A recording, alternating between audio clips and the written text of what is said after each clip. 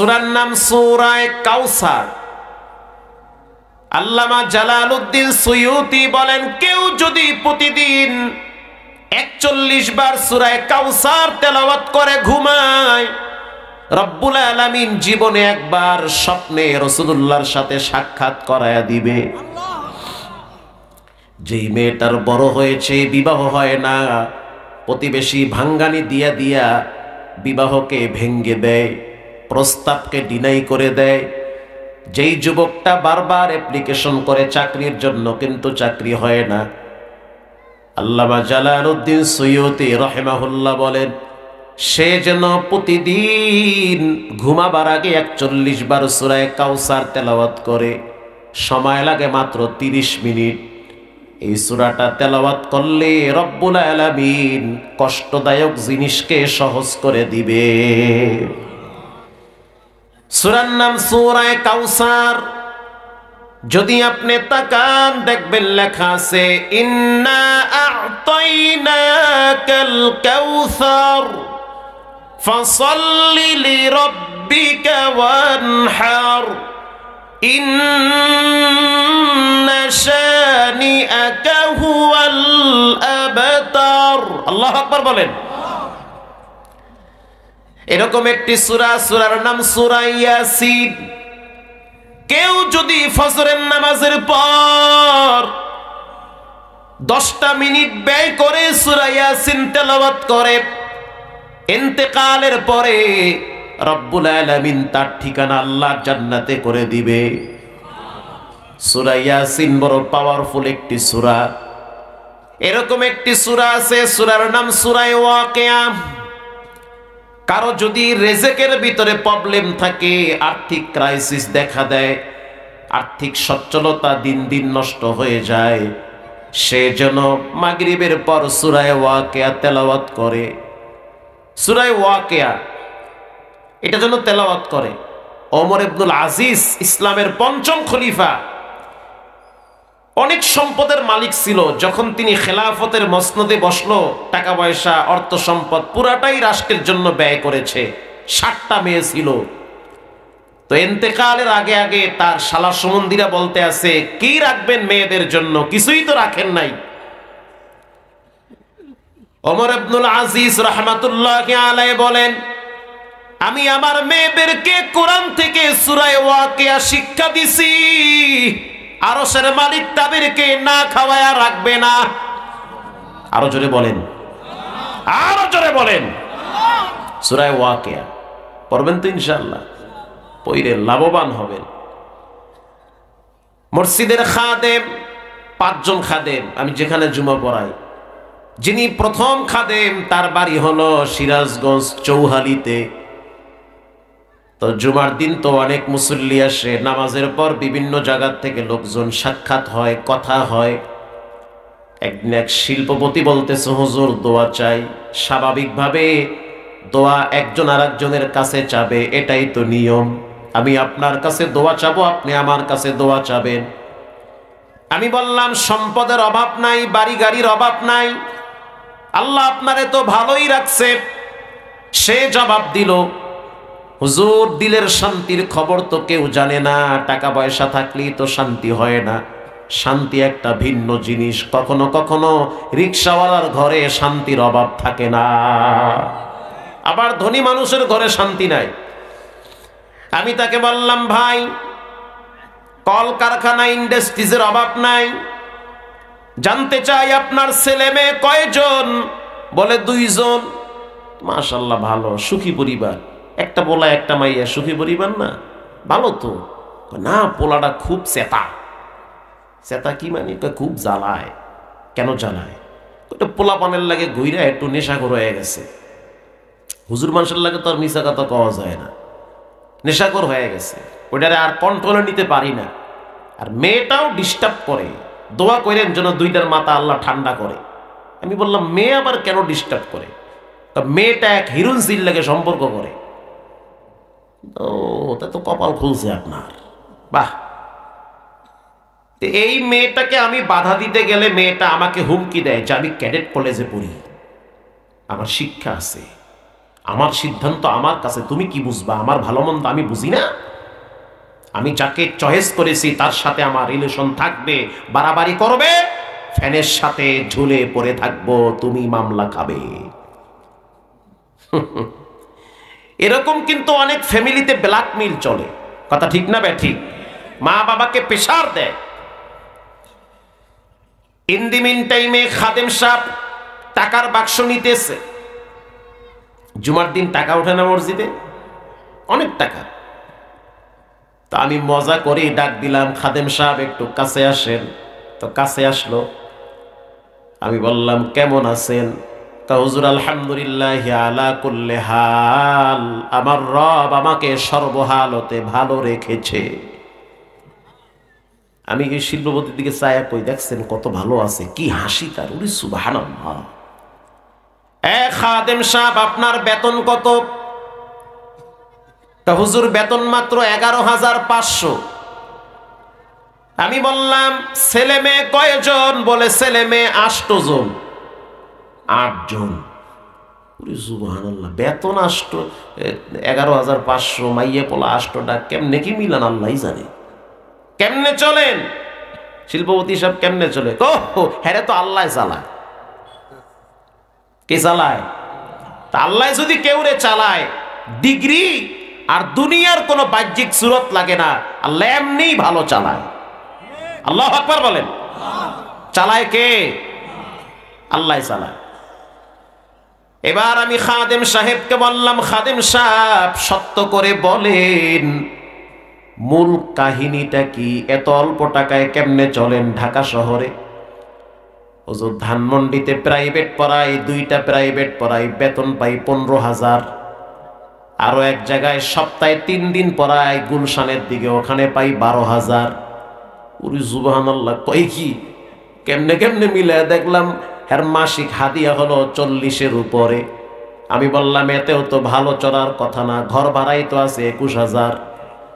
সে আমাকে বলল, হুজুর সীমিত ইনকামে আমার রব চালায়, কিন্তু ভিতরে একটা আমল করি সবাই। যেই দিন থেকে হাদিসে পড়ছি মাগরিবের পরে সূরা ওয়াকিয়া পড়লে নাকি আল্লাহ বরকত বাড়ায় দেয়, আমি আর আমার বিবি, আমার সন্তানেরা প্রতিদিন কন্টিনিউ বাধ্যতামূলক সূরা ওয়াকিয়া তেলাওয়াত করে। সুবহানাল্লাহর পাওয়ার বাড়ায় দেন।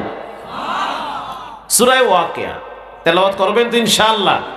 কইরে জামিরুল মুহাজ্জাবা, আমার দিলের ভিতরে ছেলে সন্তান, স্ত্রী পুত্র, দল ক্ষমতা, নেতা নেত্রী, কারো ভালোবাসা পরিপূর্ণ থাকবে না। ভালোবাসা থাকবে একজনের, তিনি হলেন কে? প্রিয় ভাইরা আমার, আলোচনার শুরুতে আপনাদের দিলগুলাকে পরিষ্কার করে নেন। যতক্ষণ থাকবেন ততক্ষণ দিলের ভিতরে প্রেম থাকতে হবে কার? আল্লাহর প্রেম ভালোবাসা নিয়ে ধৈর্যের সহিত থাকবেন ইনশাআল্লাহ। বলেন, আপনাদের কষ্ট হয়? আমি 1 ঘন্টা কথা বললে কি আপনারা থাকবেন না চলে যাবেন? থাকবেন তো ইনশাআল্লাহ। থাকেন। কোরআনুল কারীমের ভিতরে 114 সূরা আছে। প্রত্যেকটা সূরার নাম আছে না নাই? যেমন সূরার নাম সূরা বুরুজ। যদি আপনি তাকান দেখবেন লেখা আছে ওয়াসসামাই যাতিল বুরুজ।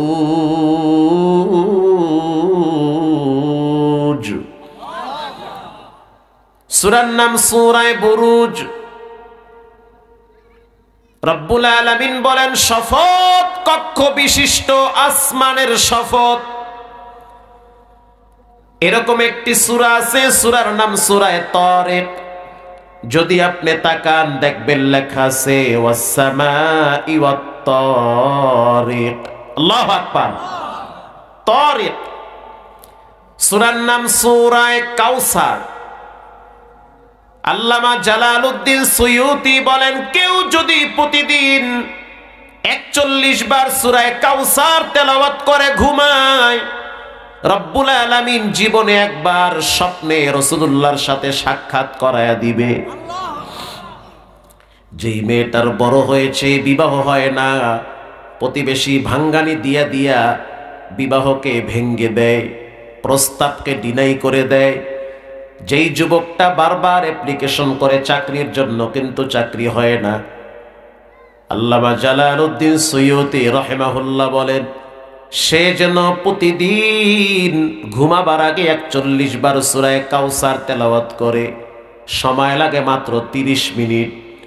এই সূরাটা তেলাওয়াত করলে রব্বুল আলামিন কষ্টদায়ক জিনিসকে সহজ করে দিবে। সূরার নাম সূরা কাউসার।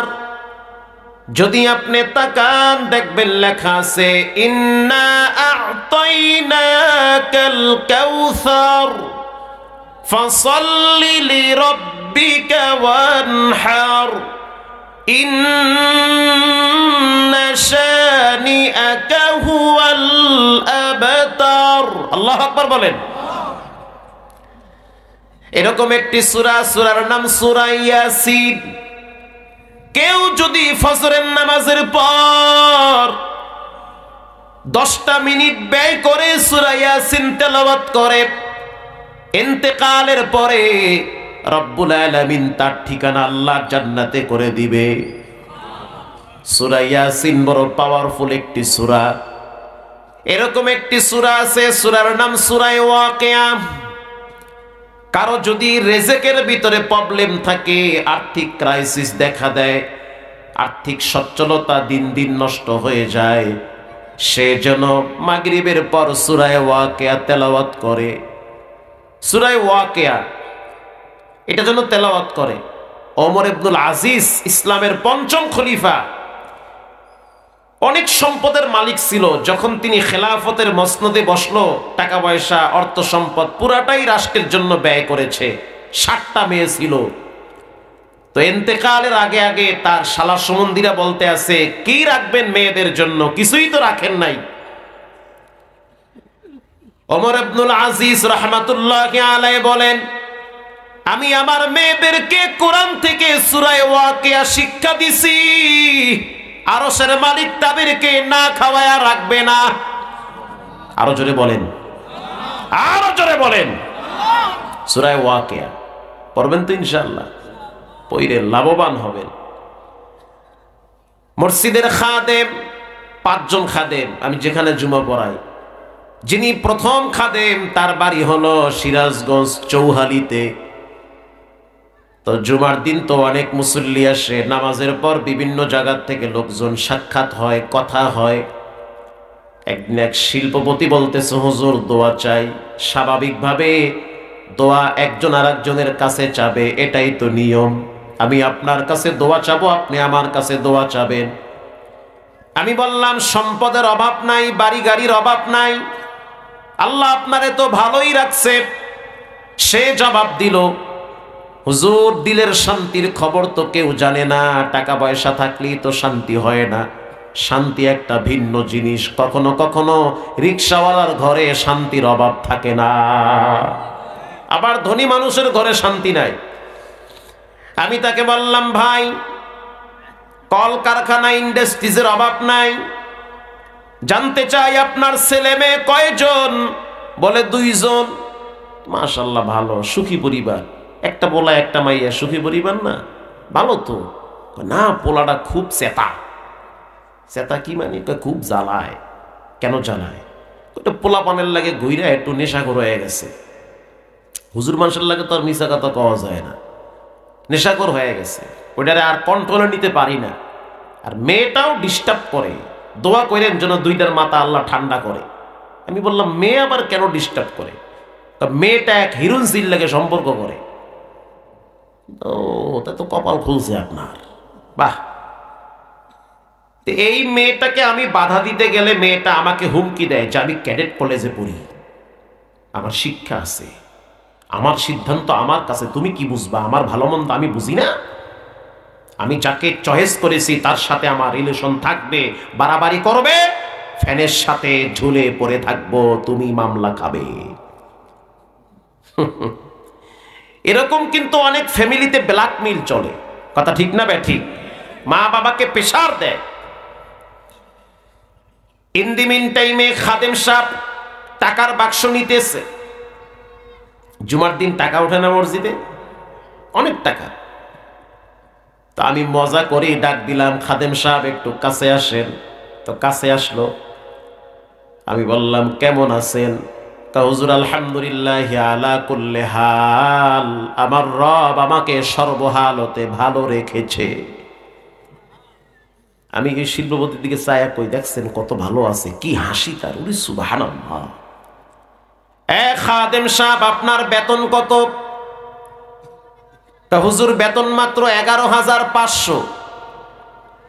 আমি বললাম, ছেলে মেয়ে কয়জন? বলে ছেলে মেয়ে 8 জন।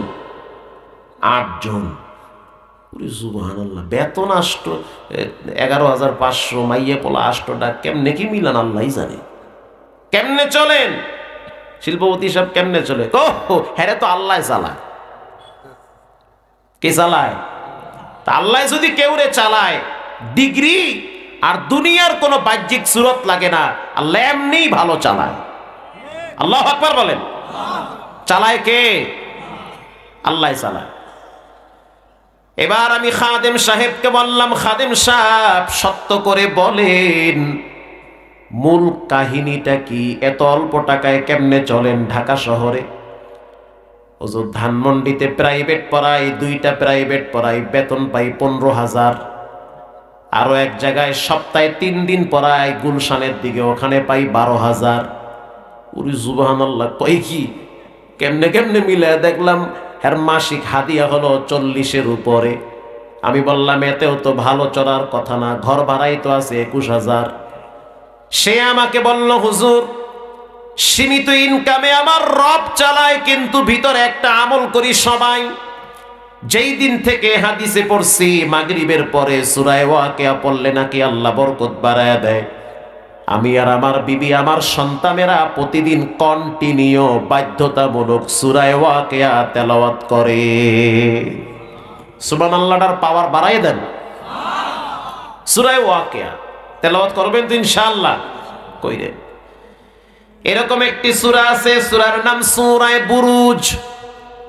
তাবারাকাল্লাযী বিয়াদিহিল মুলক ওয়া হুয়া আলা কুল্লি শাইইন কাদির।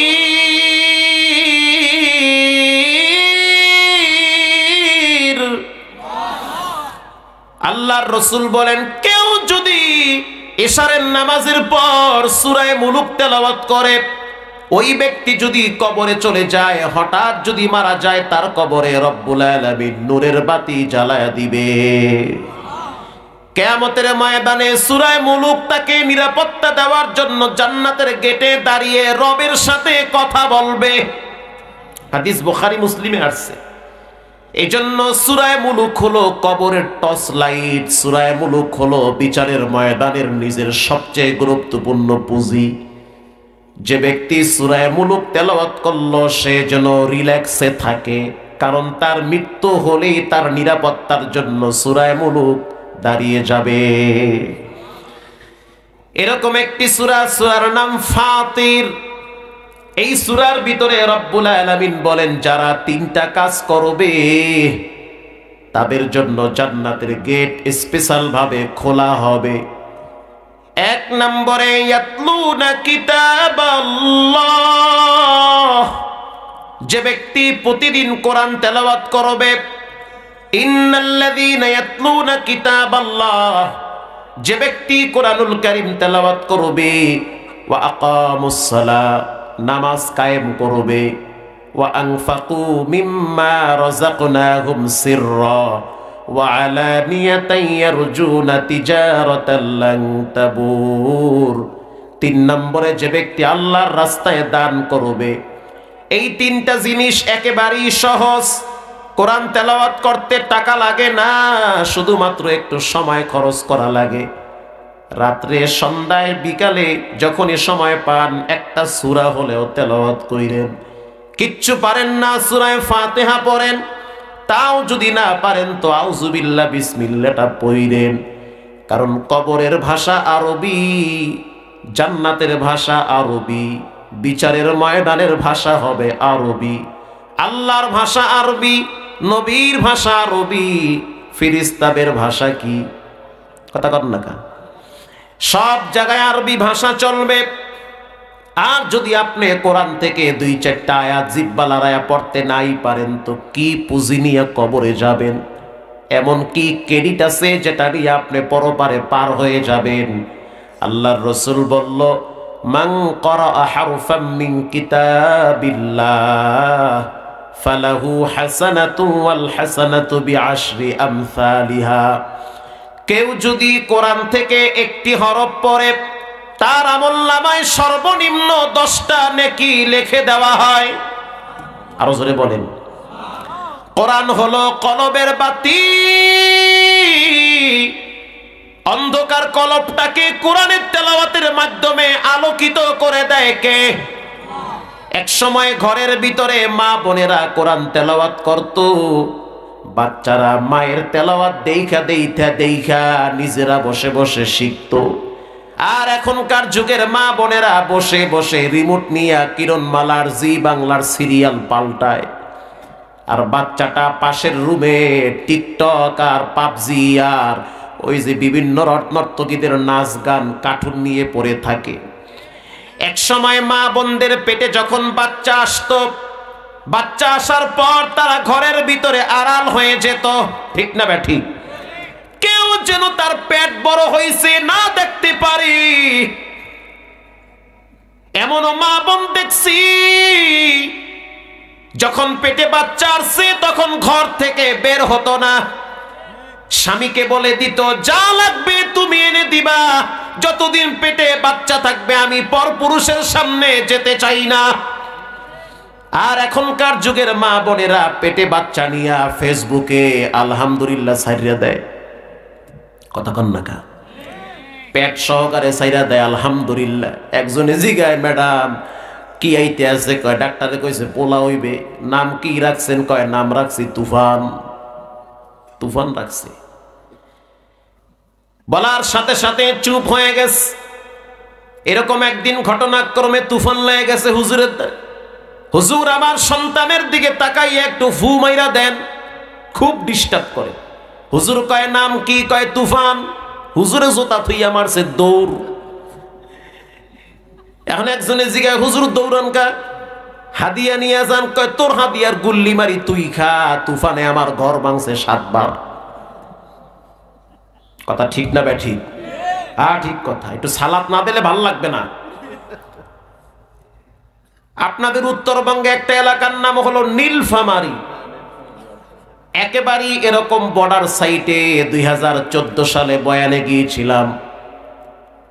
আল্লামা খালেদ সাইফুল্লাহ আইয়ুবী সেও সেখানে গিয়েছিল। তো এক দাদা বুড়া মানুষ নাতিরি নিয়ে আসছে তাহানিক করাইতে। আরবি ভাষায় তাহানিক বলা হয়, তার মানে রসুল বলেছেন বাচ্চা কাচ্চা দুনিয়াতে আসলে আলেমদের কাছে নিয়ে একটু মুখের ভিতরে মিষ্টি দিয়ে দিও। আল্লাহু আকবার, এটা রসুল শিখাইয়া দিছে। এবার নিয়ে আসছে, হুজুর একটু দোয়া কইরা দেন। কি হয়? আমার নাতি খুব কড়া নাতি। হুজুরকে মাশাআল্লাহ ফাইন নাতি, চেহারাও তো সুন্দর, তেল তেল করবার লাগছে। আপনার নাতির নাম কি? বলে হুজুর নাম রাখছি কোরআন থেকে, একের নাম। কোরআন থেকে রাখছেন? তো ভালো নাম রাখছেন, মাশাআল্লাহ মাশাআল্লাহ, খুব খুশি হুজুরে। কোন নামটা আগে কি কয়ালো না? না নাম কওয়া যাবে না, খুব ভালো নাম, আপনার কাম দোয়া করে দেবেন শেষ, আবার কিসের নামটা? হুজুরে কয় নামের নাম বলেন। এবার চাচাই কইতে আছে বাবাজি নাম রাখছি মোহাম্মদ হামান। হামান? হামান কেডা? ফেরাউনের দোস্ত না? নাম রাখছে হামান। হুজুরে কয় ইন্না নিল্লাহ। চাচাই কয় কি ইন্না নিল্লাহ? কেন ইন্না নিল্লাহ পড়বেন? এত চমৎকার কোরআন থেকে নাম রাখছি হামান, আপনি কন ইন্না নিল্লাহ? কেউ তো মরে নাই। হুজুরে কয় কোরআনে তো অনেক মানুষের নাম আছে, তাগো নাম কেন রাখেন নাই? ফেরাউনের নাম রাখতে। মলবি মানুষ হইয়া মুখ ঠিক কইরেন, ফেরাউনের নাম কেন রাখবো আমি? হামান ঠিক থাকবে কেন? বলে কোরআনে আসছে হামান ওয়া ফিরাউন, মনে করছে ফেরাউন বদমাইশ, হামান বুঝে আল্লাহর ওলি।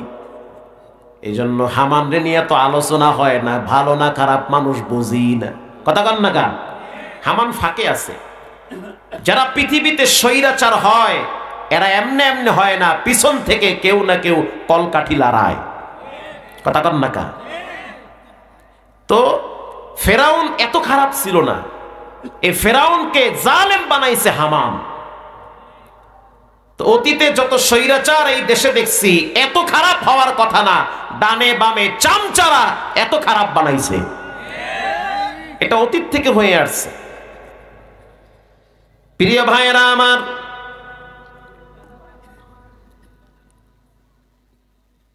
এজন্য প্রথম মানুষের কথা হবে সে যেন মুখ থেকে যখন আওয়াজ দিতে পারে প্রথম আওয়াজ যেন কোরআন থেকে আসে। বাচ্চা যেমন দুনিয়াতে আসার পরে মা বাবার প্রথম দায়িত্ব সন্তানকে আল্লাহ এবং তার রসুলকে চিনানো। হযরত ওমর রাদিয়াল্লাহু তাআলা আনহুর দরবারে এক বাবায় গেছে, বিচার নিয়ে মামলা নিয়ে গেছে। আমিরুল মুমিনিন, আমার সন্তান আমার খোঁজ খবর নেয় না, আমার সাথে সম্পর্ক একেবারেই খারাপ। উয়ুনুল হিকায়াতে আসছে হযরত ওমর রাদিয়াল্লাহু তাআলা আনহু বলল, এত বড় সাহস, আমার শাসন আমলে এই দেশের ভিতরে সন্তান বেয়াদবি করবে বাবার সাথে, এটা হতে পারে না। পুলিশ পাঠায় দিল, সন্তানের হাতে হ্যান্ডকাপ লাগায়া ওমরের আদালতে দাঁড় করায় দিছে সন্তান রে। সন্তান এক পাশে দাঁড়াইছে, হযরত ওমরের বাম পাশে দাঁড়ায় আছে তার বাবা। এবার হযরত ওমর সেই যুবকের চেহারার দিকে তাকায় বলে, সন্তান, এই লোকটা তোমার কি হয়? বলে, ইনি আমার আব্বা হয়। তা আমি শুনলাম তোমার বাবা বলল তুমি নাকি তোমার বাবার খেদমত করো না, তুমি নাকি তোমার বাবার হক আদায় করো না, সম্পর্ক নাকি ভাটা লাগছে বাপ আর ছেলের ভিতরে। এবার যুবক বলতে আছে, আমিরুল মুমিনিন, আপনি সত্য শুনেছেন, বাবার সাথে আমার সম্পর্ক ভালো না। হযরত ওমর এবার যুবকের চেহারার দিকে তাকায়, আর একবার তরবারির দিকে তাকায়। আল্লাহু আকবার। এবার যুবক টের পাইছে হযরত ওমর এমন একজন ব্যক্তি, হযরত ওমর যেই দিকে চলে হক তার পিছনে পিছনে চলে, ওই রাস্তা দিয়ে শয়তান আর অন্য একটা রাস্তা মাপে। আল্লাহু আকবার। তো তার আদালতে বেইনসাফিমূলক কোনো কথা, কোনো কর্মকাণ্ড এটা মোটেই তিনি বরদাস্ত করবে না। হযরত ওমর এবার তরবারি হাতে নিয়েছে, তোমার বিচার করা হবে তরবারির দ্বারা। কেন তুমি বাবার সাথে সম্পর্ক নষ্ট করেছ? এবার যুবক বলতে আছে, আমিরুল মুমিনিন, রাগ করিয়েন না, মেজাজটারে ঠান্ডা করেন। বাবার কথা শুই না রাগ করলে হবে না, আমারও কথা শুনতে হবে। হযরত ওমর ঠান্ডা হয়ে গেছে, কথা তো ঠিক, পোলার কথাও শোনা লাগবে, খালি বাপের কথা শুনলে হবে না। এবার বলো তোমার কি বক্তব্য? এখান থেকে যারা বাবা আছেন তারা প্রত্যেকেই মেসেজ পেয়ে যাবেন, বাপ হওয়া এত সহজ না। বাবার ঘাড়ের উপরে সন্তানের দায়িত্ব আছে। কিয়ামতের ময়দানে বাবাকে আর সন্তানকে পাশাপাশি আল্লাহ দাঁড় করায়া সন্তানকে বলবে, বাবায় হক আদায় করছে কিনা। সন্তান যদি খারাপ হয় ডাইরেক্ট বলবে, আল্লাহ, আমার বাবায় আমার হক আদায় করে নাই। বাবায় ফজরের টাইমে নামাজে যাইতো, আমি সন্তানকে বলে নাই। প্রাইভেট কোচিং এর জন্য বাবায় ধমক দিত, কিন্তু নামাজের জন্য ধমক দিত না। পরীক্ষায় যদি নাম্বার কম পাইতাম মা বাবার মেজাজ গরম হইতো, কিন্তু আমি ছেলে বড় হইছি, কোরআনটা শুদ্ধ করে পড়তে পারি না, আউযুবিল্লাহ বিসমিল্লাহ পারি না, আলিফ বা তা সা শিখি নাই। বাবা একটা দিনও শাসন করে নাই, এ ব্যাপারে বলি নাই। অতএব আমার দোষ নাই।